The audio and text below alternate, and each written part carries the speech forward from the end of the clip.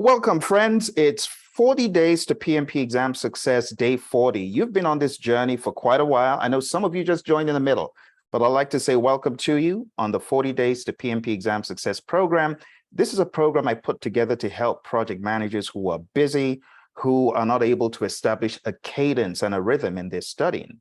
So about 10, 11 years ago, I started playing around with the idea of putting together an email sequence for students. So it started off with an email sequence that would remind you every day for 40 days. And you could subscribe to the sequence and it would send you day 1 and day 2 and day 3. And it wasn't really visible on YouTube.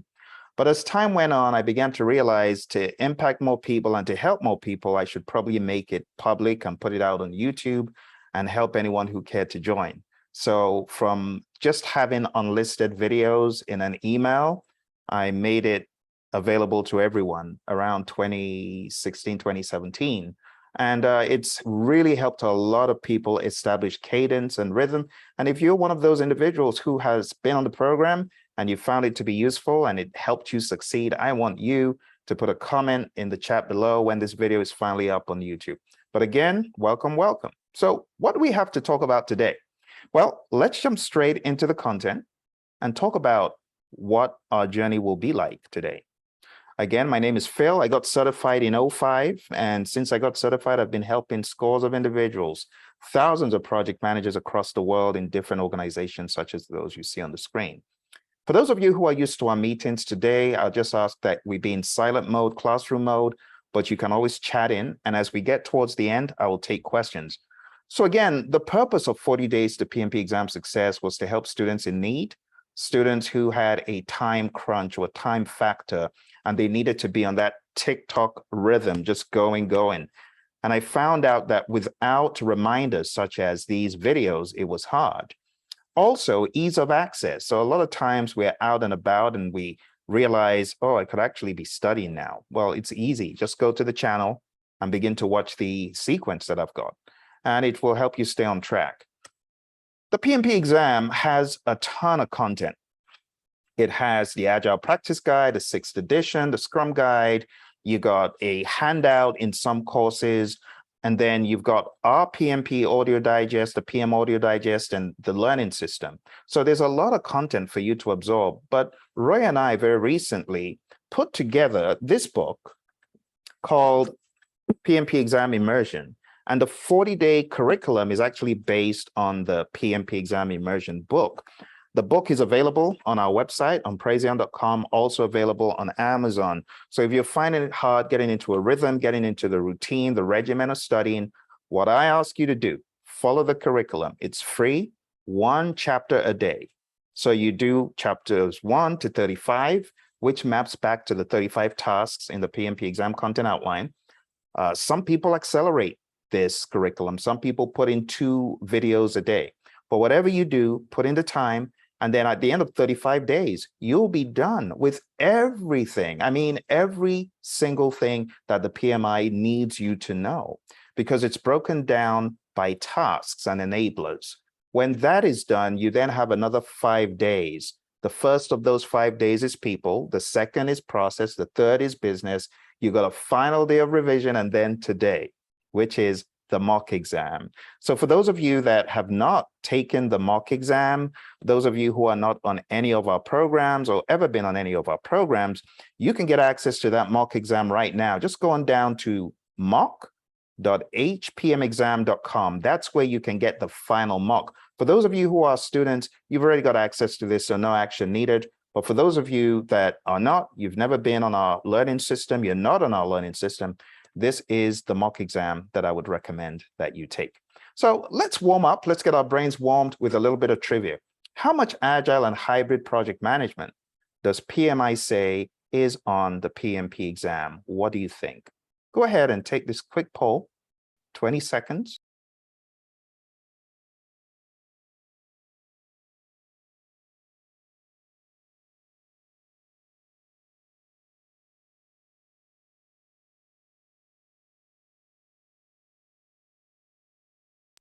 Very well done. Seems like you've done some research. That's very correct.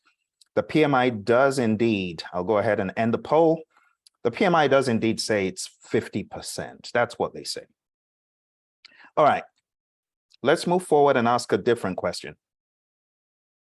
How much Agile and hybrid project management do students, now talking about students now, okay?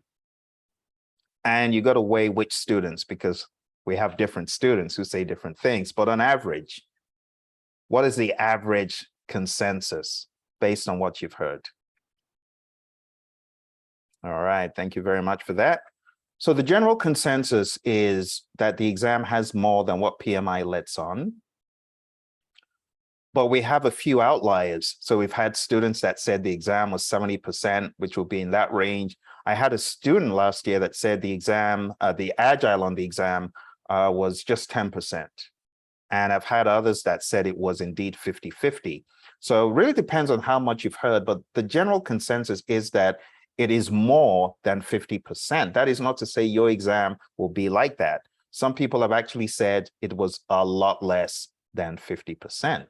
So as a result of that, you do need to know a bit about Agile. When I say a bit, I mean quite a bit about Agile.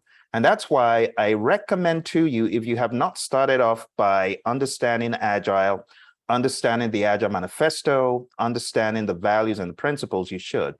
And if you didn't start off by understanding page 14 of the Agile Practice Guide, you should. You got to really understand the Stacy model and what it means, what it represents. I mean, like on a deeper level.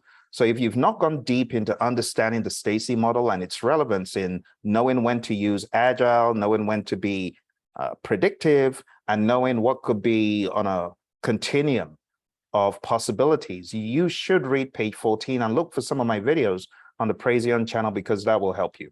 Okay. Now, I think we've already made a case for Agile. Let's also make a case for understanding the knowledge areas. So if you have not understood the process groups of initiating to closing really deep, you should. And if you haven't spent time knowing the knowledge areas and understanding this project management speak, you should.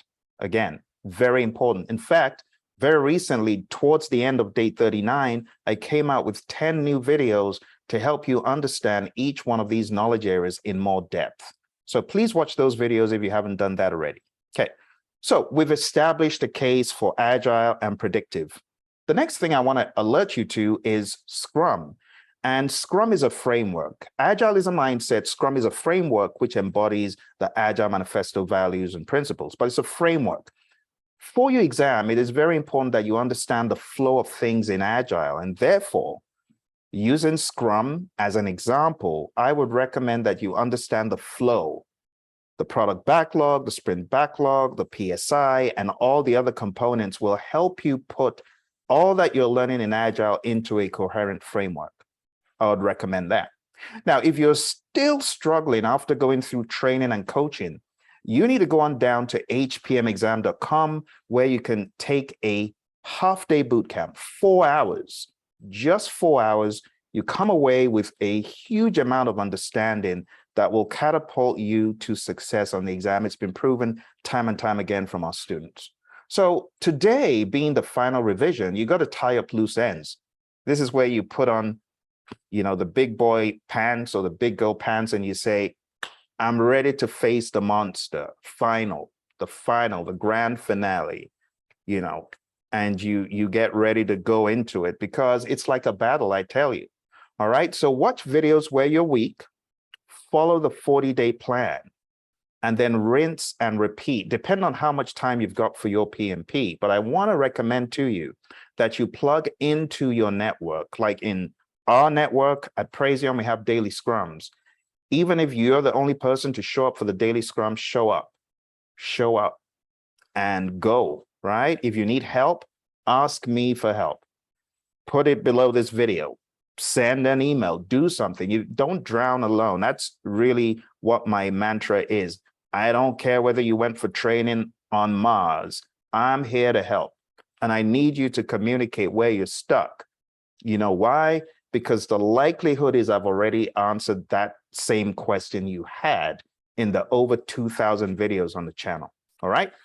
So watch my knowledge area series and ask questions. And then when you're ready, when you feel like you're bulletproof, I want you to go take that mock exam on the screen. All right. For the price of a few Happy Meals. All right. All right.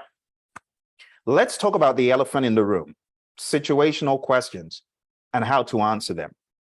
A lot of times people tell me, Phil, I went into the exam and I was expecting to see this and I was expecting to see that, and I wasn't able to see it. I want to recommend to you that don't have any preconceived ideas about what to find on the exam. By virtue of ITTOs, you're likely to not have a whole bunch of questions that mention the ITTOs verbatim. Instead, they take the processes, the ITTOs, that language, and they cloak it with verbose, heavy language. And you need to understand what exactly they're saying in these situational questions. The situational questions, just to give you the length of the questions right up front, I want to give you an idea of the length, because a lot of times I hear people saying, wow, the questions were longer than I thought. Let me make it perfectly clear. This is what you can expect as far as question length. Now, I'm not showing you this for us to take a poll. I'm showing this to you just for you to take a look at the enormity and for you to begin thinking, how am I going to navigate a question this long?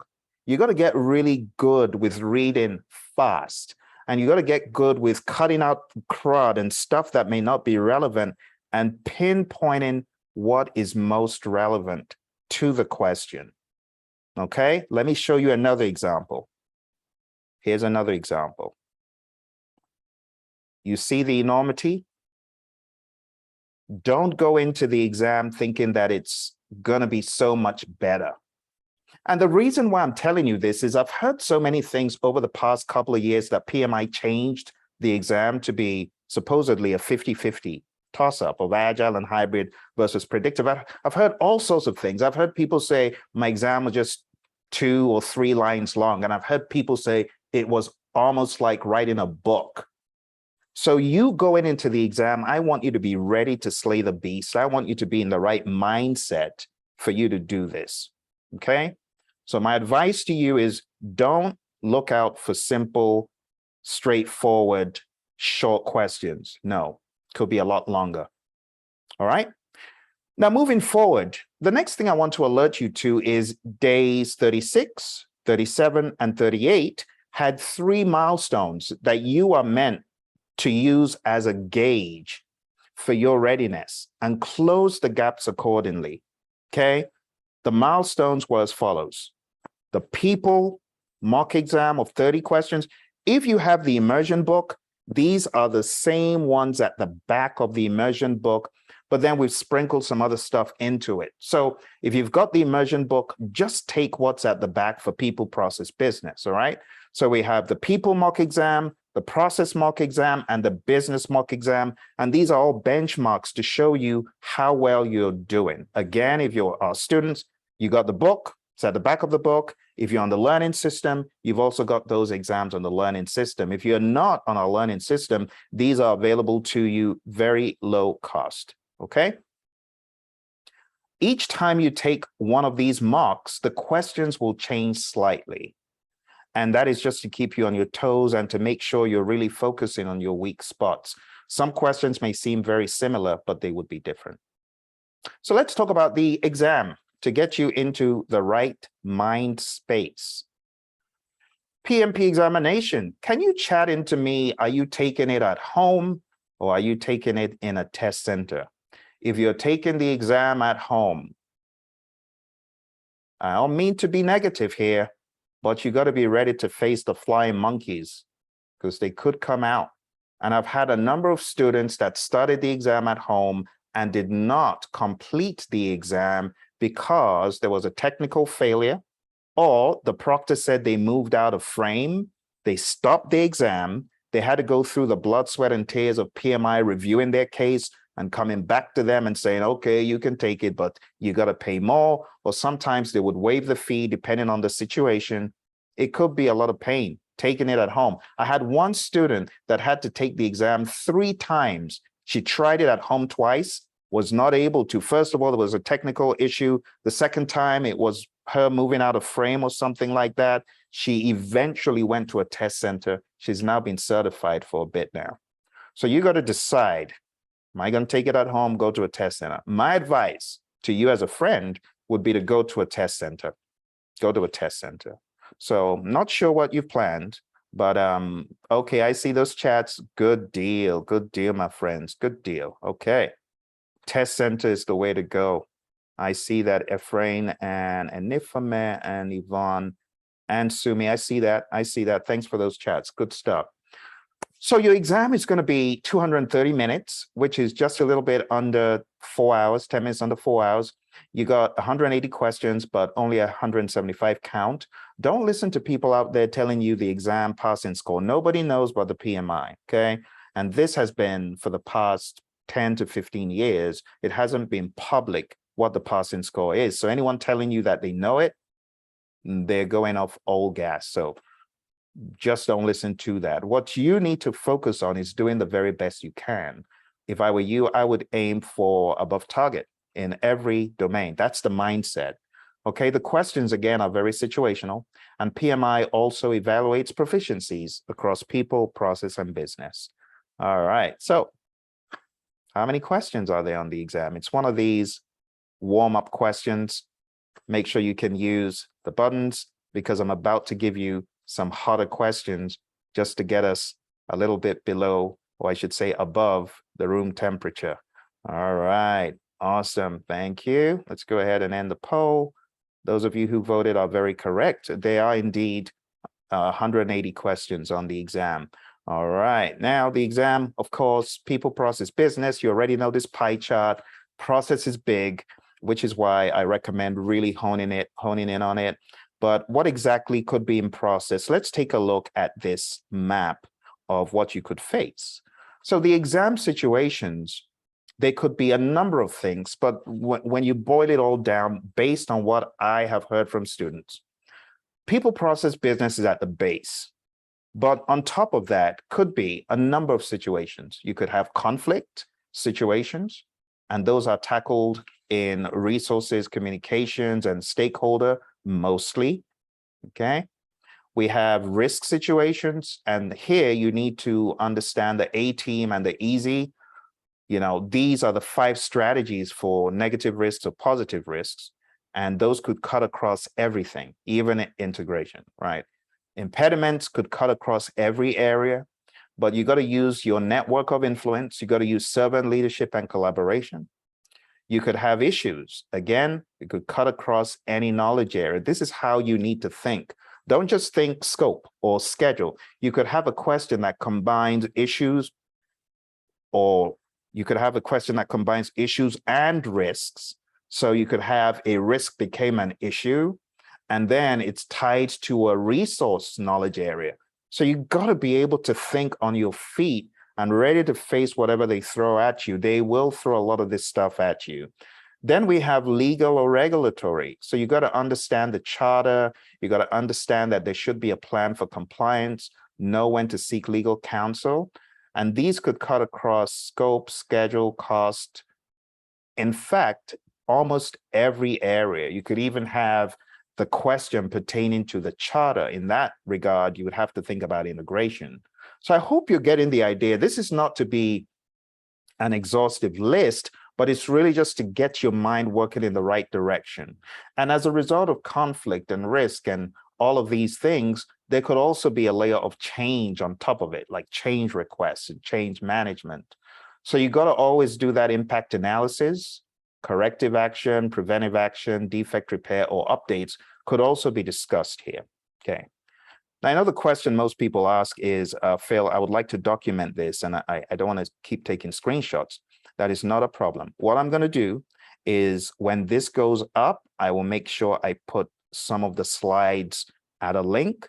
For those of you who have joined, just look in the chat, and I just called it 40 days to PMP exam success.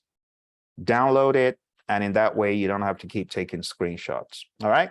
Situational questions are going to pan across these areas I've shown you, and there could be more. If there are problems and issues, as you might have seen in the table, think about the dig sieve approach. You got to define the problem, identify the root cause, generate alternatives, choose the best alternative, implement that alternative, and verify that your solution worked. This is huge for problem solving, okay? Define the problem. If you get a problem on the exam, don't tackle it without defining what it is. And then see if you can identify the root cause, what is causing the problem. And then generate alternatives in your head, take a look at the alternatives in the options, and then choose the best one. Those 4 steps will get you really far on a number of questions. When you choose the alternative, just remember, choose one that moves the project forward.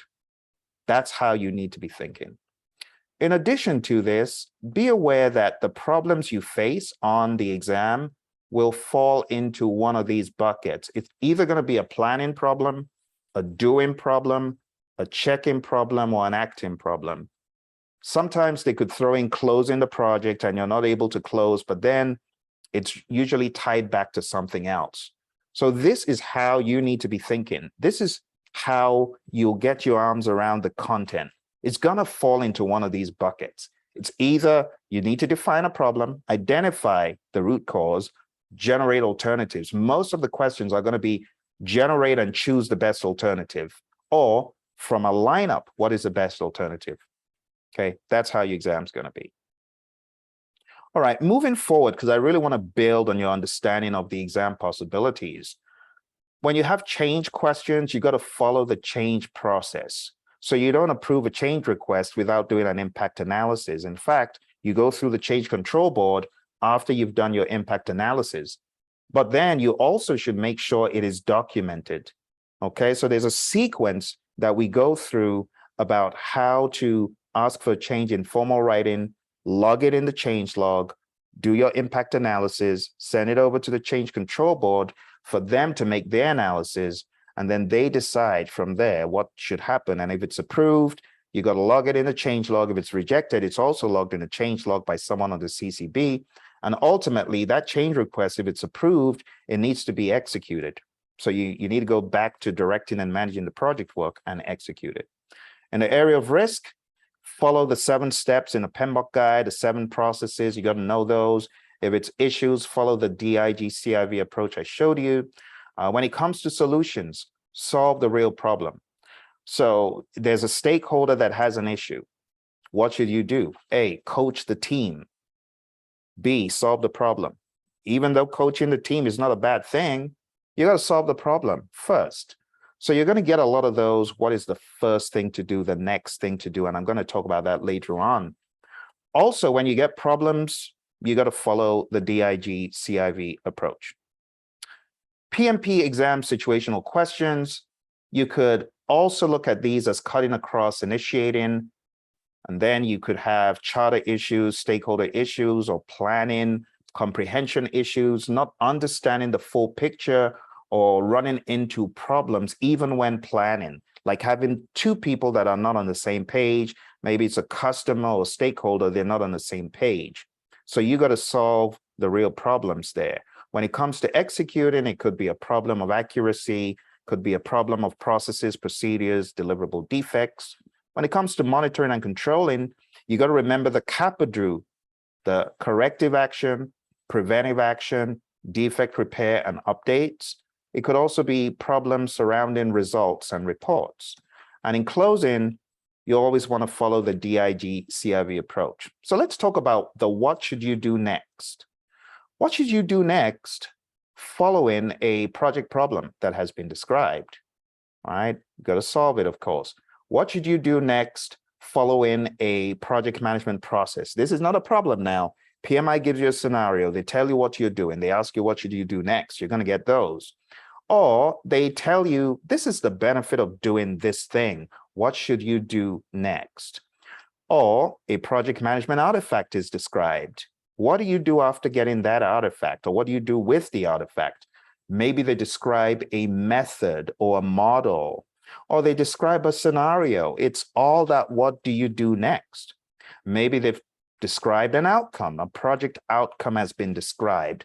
If it's a less than ideal outcome, what are you going to do?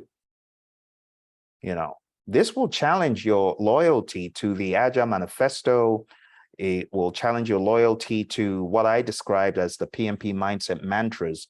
And you can find my video on the 36 mindset mantras on YouTube. All of that stuff, it's going to be tested. Maybe stakeholder behavior is less than ideal, it's described, or a defect is described, or a needed change is described. What do you do next? What about if there's needed management intervention? You need to know when to bring management in, like anything affecting the overall project goals and strategy and objectives of the entire project. That is not something the PM can handle alone, right? When there's needed action based on the current circumstance, maybe there's success or achievement. Will you reward the team or will you reward an individual, right? Maybe conflict has been described. What will you do next? Now let's go through some examples because I really want us to sink our teeth into this. So let's talk about some situational questions. And I want to hone in on a few. You might have seen them before. Just go ahead and answer the best you can, but we're going to try to unearth the essence of the exam a little bit more. So here's a question. And here is the poll. And I'm going to give you a minute. And just choose the answer when you're ready.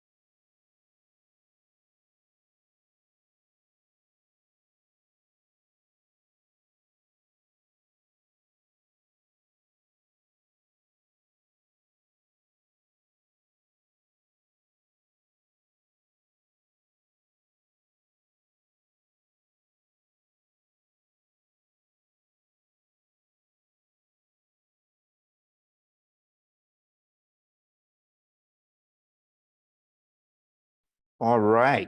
Thank you, my friends. Very, very good. Good attempt. Awesome. So let's go ahead and end the poll and let's share the results. So there's a couple of things here, right? Begin a critical project, right? The sponsor has a job to create the business case. So as far as the feasibility of the project, that should already have been addressed. So it wouldn't be B. It would also be a bit too early to draft a project schedule. A project schedule is done later on, so it wouldn't be option B.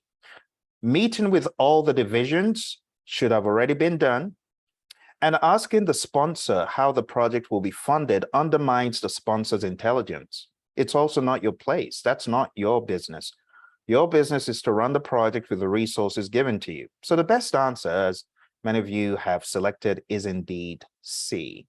And just be aware that before you go off and do the charter, you should spend time getting some initial requirements, whatever that might look like. And that's why C is the best option. Okay, so the first steps in initiating a project are to understand the goal, the requirements, and to create a charter. So very well done, my friends. This is exactly how you need to be thinking on the exam, but just be aware that this length is shorter than what a lot of the questions will present. Let's move on to our next question. A project manager prepares the charter for a project that aims to automate 20% of product testing. I'll let you read it. I'll go ahead and launch the poll in a second.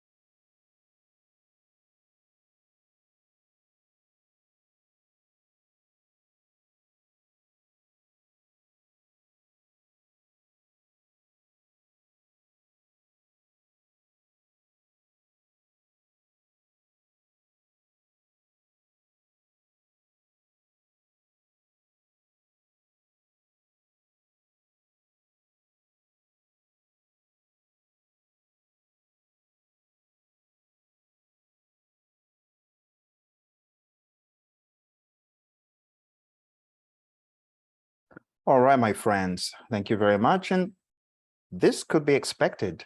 Questions of this nature are commonplace on the exam, this long and this abstract.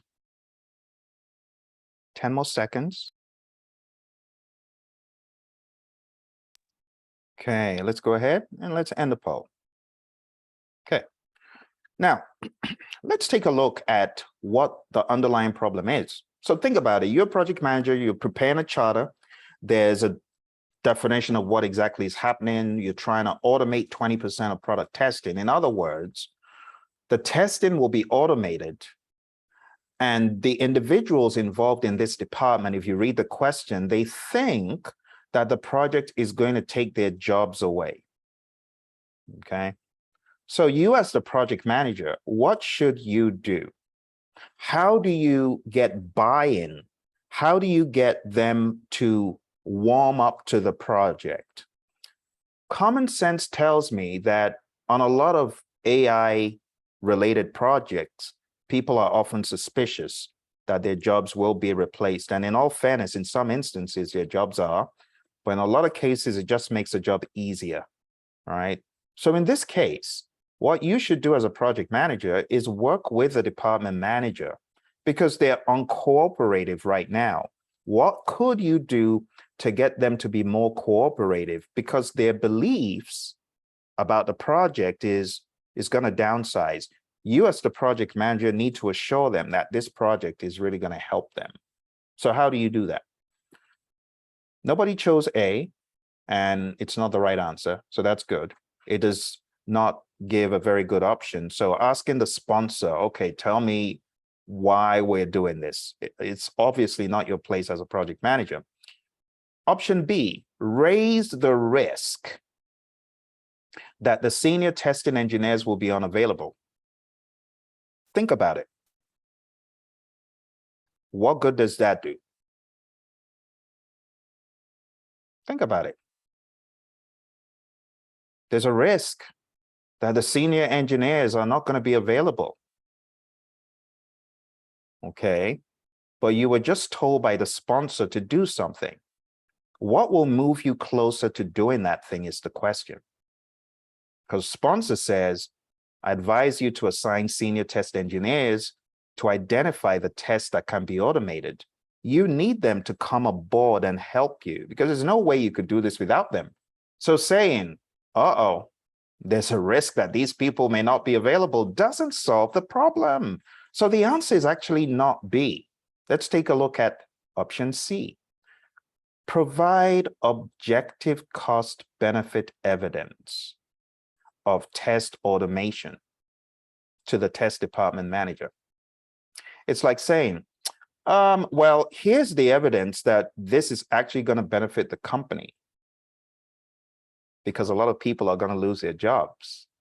No, that will only make him the more suspicious. Aha, I knew it. It's because you want to get rid of a bunch of heads and replace us with AI.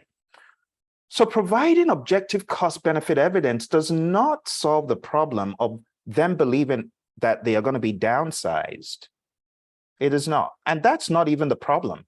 The department manager's uncorporation is not because of cost benefit analysis or proof that it's going to benefit the company. They think, oh, we're going to lose our jobs. Of course, it will benefit the company. You get the rationale and the logic here. So the answer that the PMI actually provides, because I know lots of you have probably figured out, oh, it's one of those PMI questions. Yes, this is directly from our friends at headquarters. But the PMI marked it as D and said the first thing the PM needs to do is make sure the project goals. So where are the project goals? They're in some statement of work or in some charter, they're somewhere, right? And you need to ensure that the project goals are clearly understood by the stakeholders. So the best answer to this is D. I know it's kind of tricky. Nobody chose D, just to show you how controversial it is. But I'm telling you, the exam poses similar levels of difficulty and thinking. Not all across, but to a considerable amount. But trust me, you got to trust me on what I'm saying. Thousands of people have gone through the PMP exam, this version. And I can assure you that if there was anything wonky or off, the PMI would know and they would fix it. So you got to trust the process. Going in, hey, going in.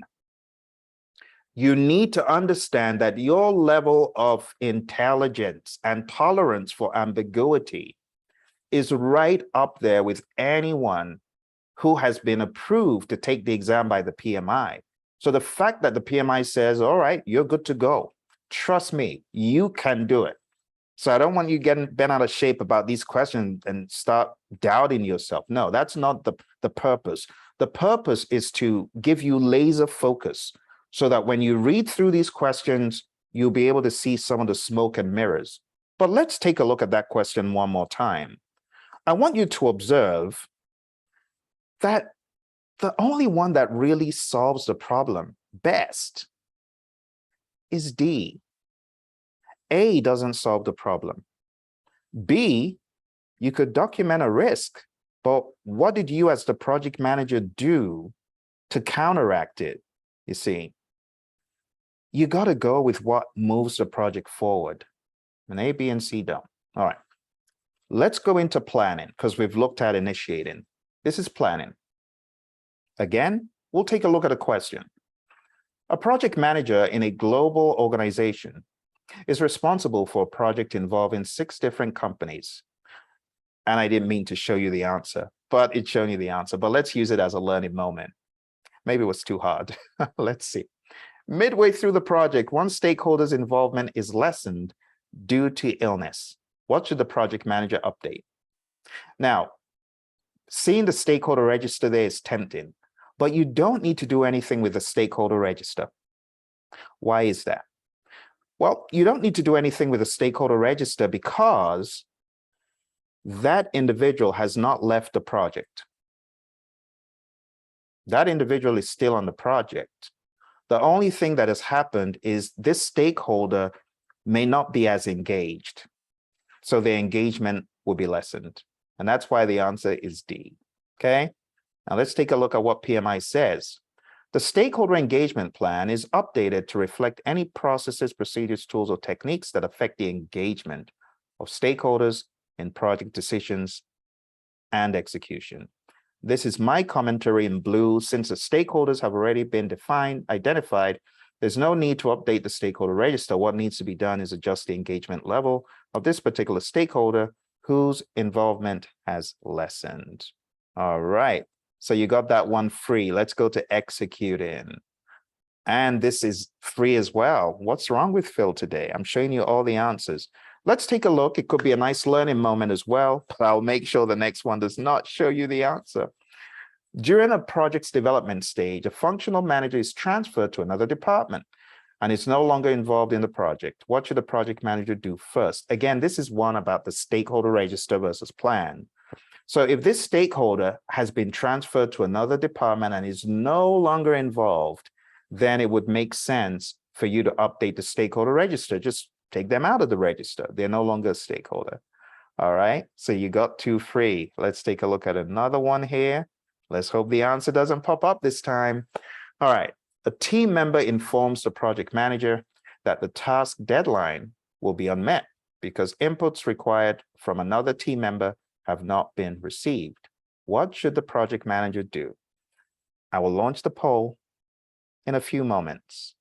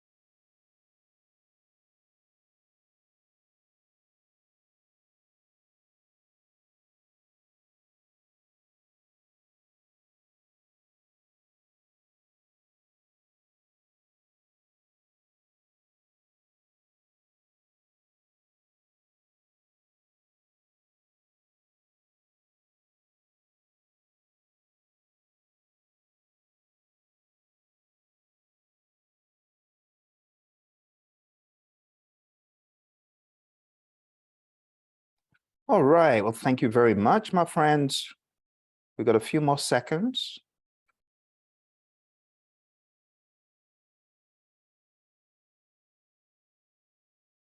All right. 3, 2, and 1. Well, let's go ahead and let's end the poll, and I'll share the results. Be aware that this is anonymous, so even I have no idea who voted what. Just keep that in mind. All right. Those are the results. Well done. Now let's take a look. Some options are not in the spirit of PMI's servant leadership. So some of those that sound a bit draconian, you got to be aware of them. So nobody chose option C, thank goodness, because it says arrange for disciplinary inquiry. You wouldn't do that, right? That's not the way PMI rolls. So anything that says discipline the team member, a lot of times that's extreme. And those aren't the options that PMI is looking for in the exam. D says log this non-compliance, that's a rather big word, right, as an issue and remove the team member from the project. Again, it's not in the spirit of the exam, right? You don't disown a child for being disobedient. Just remember that. You don't disown the team member. It's that same mindset, right? But let's take a look at A. Ask the team member responsible for those inputs to comply. That's a strong word.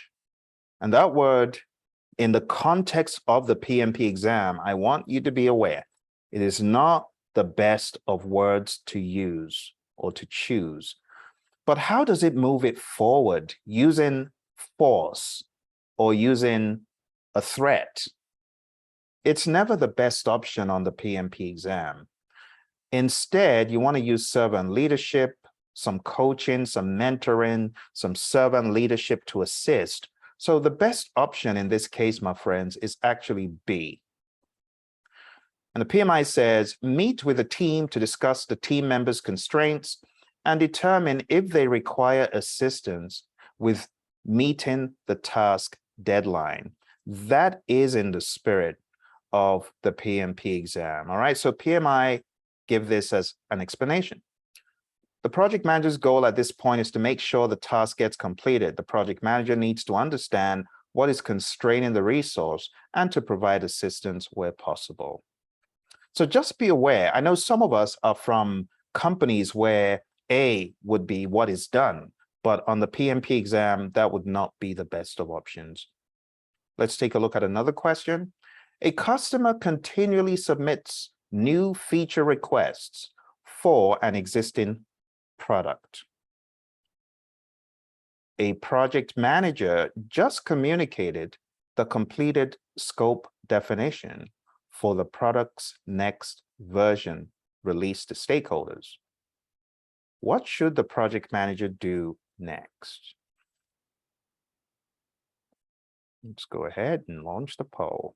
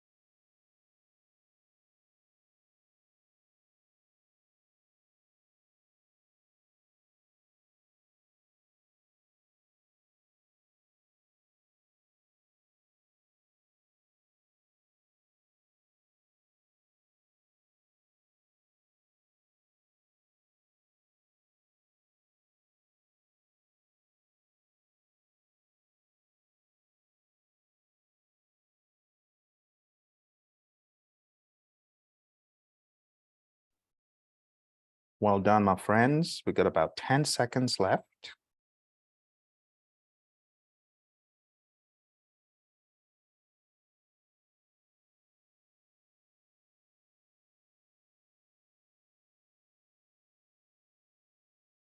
All right. 3, 2, and 1. Okay, thank you very much for participating. Let's go ahead and end the poll. And I'll share the results again. It's all anonymous. Okay, here we go.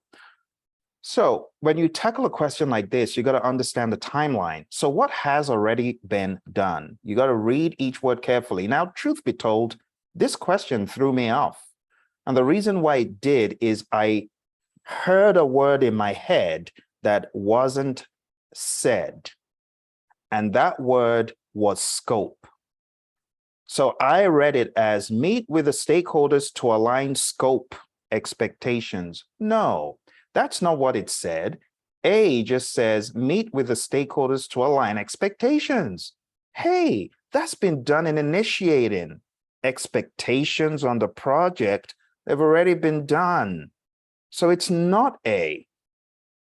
Okay? You got to make sure as you read every word, it is exactly what was said. And that's how this question gave me a kick into the following week, because I read it wrong. I'm not sure if you read it wrong, you might have. But when you say expectations, it's talking about the beginning. That's what you do in the beginning. And even if you misread it, you should kind of read it like it's an existing product. It's already existing. And then it says, the project manager just communicated the completed scope definition. Hey, there's really no problem with the expectations here. That should have already been aligned. So it says a customer continually submits new feature requests.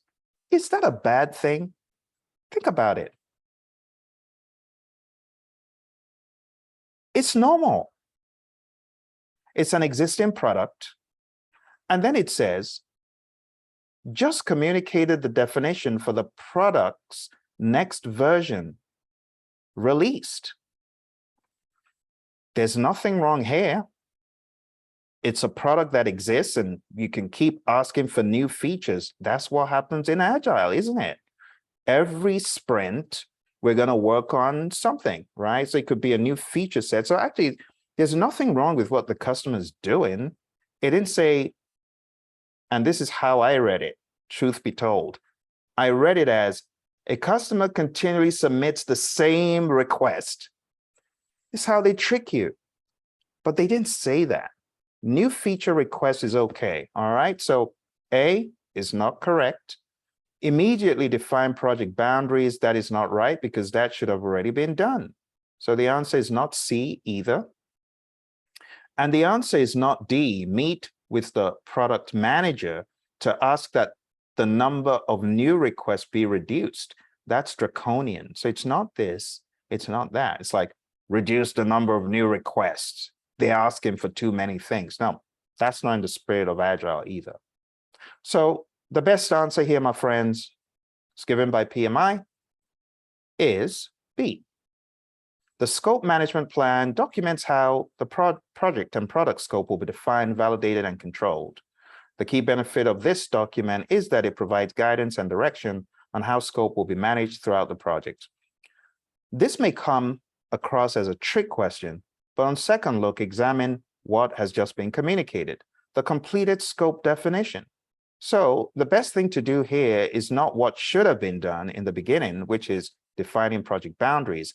Asking for the number of change requests to be reduced is not realistic either on the project. Meeting with stakeholders to align expectations should have been done in the very beginning. So assuming all that should have been done was done, the best thing to do is to have reviewed the scope management plan as part of this particular process. Sometimes you have to think for the question to make sense. Always think, what will best solve this problem? You can even ask, what really is the problem? So the question is highly suggestive, suggesting that there is a problem, but is there really a problem? Or should you just follow what makes sense? And this is one of these questions where you should just follow what makes sense. Again, another classic from our friends at headquarters. All right, let's move on to a question from monitoring and controlling if we're able. So monitoring and controlling. Let me see if I can find a good question without spilling the beans. All right, Here is one that is fair game. Not everybody gets questions of this nature, but it's fair game. On your project report, AC is this, EV is this, PV is this. What does this mean? What do you think? Let's go ahead and launch the poll.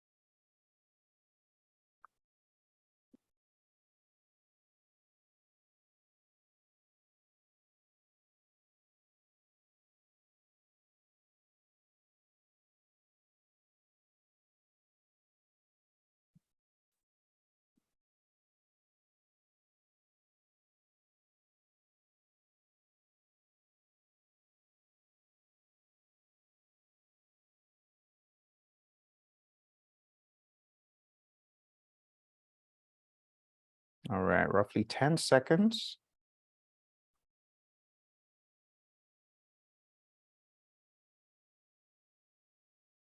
All right, my friends, we got to go ahead and end it so that I've got some time to talk to you if you've got any questions once we get completely done with the session. So let's go ahead and submit our responses. All right, 3, 2, 1, and let's end the poll. So the answer to this question can be gleaned from the understanding of what the metrics actually tell you. Actual cost tells you how much you've spent for the work done. Earned value tells you how much work you accomplished. So let's put a few labels on this, right? Actual cost, how much you spent. Earned value, how much was accomplished. And planned value,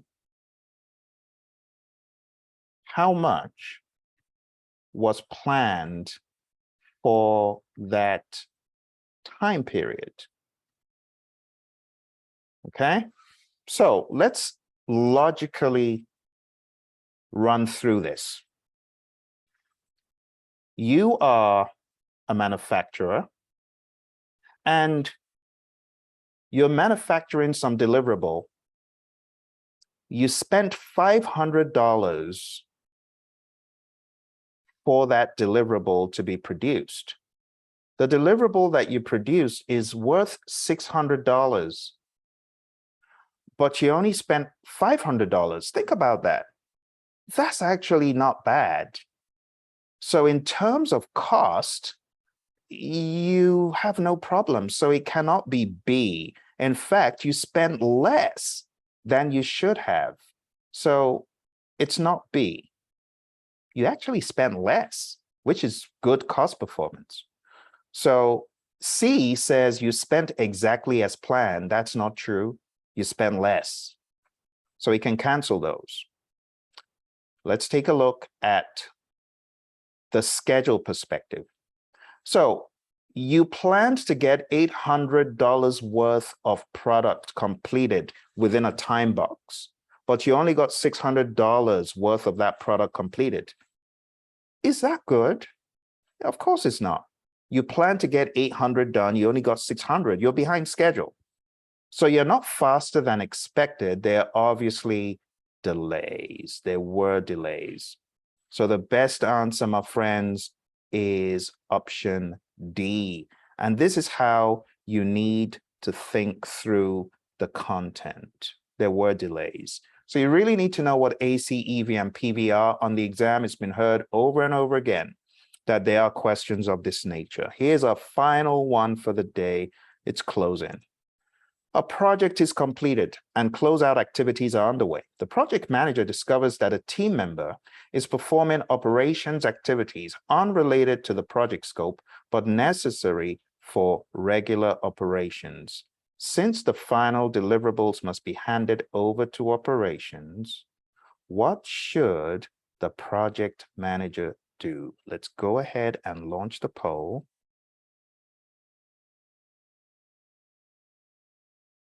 Okay. And I'll give you a chance to think.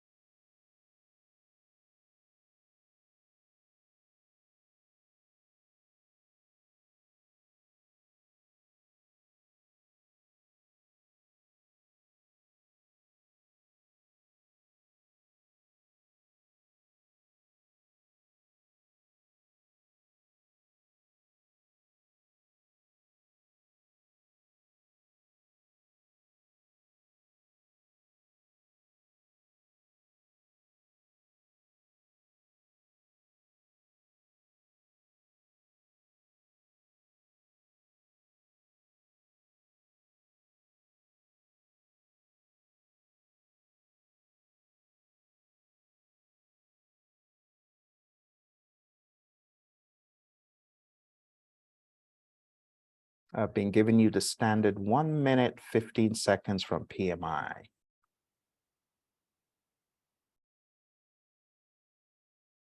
All right. Well, let's go ahead and end the poll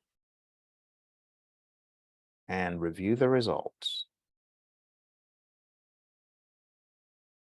All right. So think about it. There's certain things that you cannot do as a project manager. So temporarily transferring the team member to operations, you as a project manager, you actually cannot do that. So option B is not a plausible option. You cannot do that. It's not within your power. And then it says, ask the team member to assist in completing the operations work and close the project. So asking the team member to do this, or asking the team, I beg your pardon, is also not a good choice, because these people work on the project. They don't work for operations. So where is that time going to be charged to? So it's not A. Training a resource from operations to perform the activities. Again, it said, what should the project manager do? This is about what you can do. Again, you cannot do C. That is not within your jurisdiction. So the answer that the PMI give to this is D. There has to be some change, okay? And I say it's a good example of a badly written question. This was my commentary on this when I first of all read it. I said it may be construed as unfair, but the trickery here is that the project manager does not have the power to transfer a team member to operations. Also, the team should not be completing operations work on project time. The same for option C. These activities are not directly under the project right now, so the best option is to issue a change request to accommodate these unique needs on considerations. So PMI say these activities are necessary for the operational use of the product. This is additional scope. A change control order needs to be submitted. So I hope this gave you some ideas of what you could face on your PMP exam. If you have any questions whatsoever, make sure you send them to us, info@praizion.com. But right now, I'd like to take any questions that exist. Okay, so again, on the PMP exam, just be ready to face what you've got. The PMI, they're not as generous to give you what you think are the best options. You really need to work for each question, but you need to be quick. And that's why I chose some of the most controversial ones to show you today, because that is the reality on the exam. The exam questions are not going to be easy to read, and a number of them really require you to think, which is why I'm exposing you to the worst of the worst, which indeed is actually the best for you right now. All right, so are there any questions, comments, or concerns?